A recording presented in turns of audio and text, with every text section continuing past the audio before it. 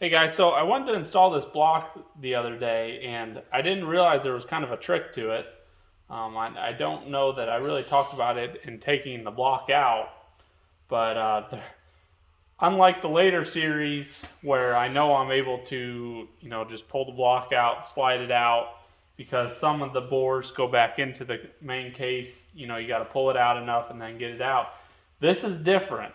So I will go back to an image I took from a video of one of my other videos where you'll see the kind of grooves in the side of the channels, the side frame rails, and those are for clearances to the block. When you look right here, this is basically pressed up against the frame rails right here.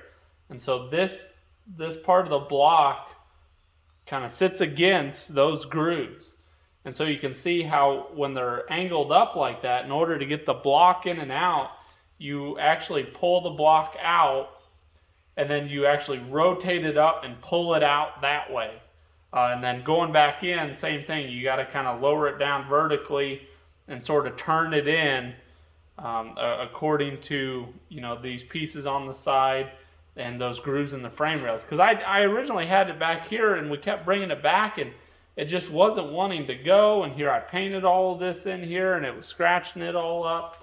And then I had a eureka moment, and that is what that is for. So short video. I don't know what all series, if I assume the unstyled was like that, considering the 39s are like the unstyled. I'm not sure if the mid-style A's or the wartime A's, because they had different frame rails and there was a different block and things like that.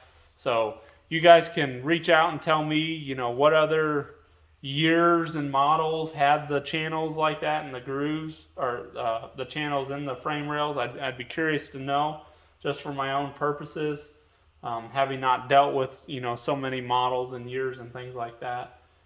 So hopefully someone's out there wondering how to remove the block on a certain series. Maybe that'll help you. Maybe it'll apply. Yeah, so have a good day.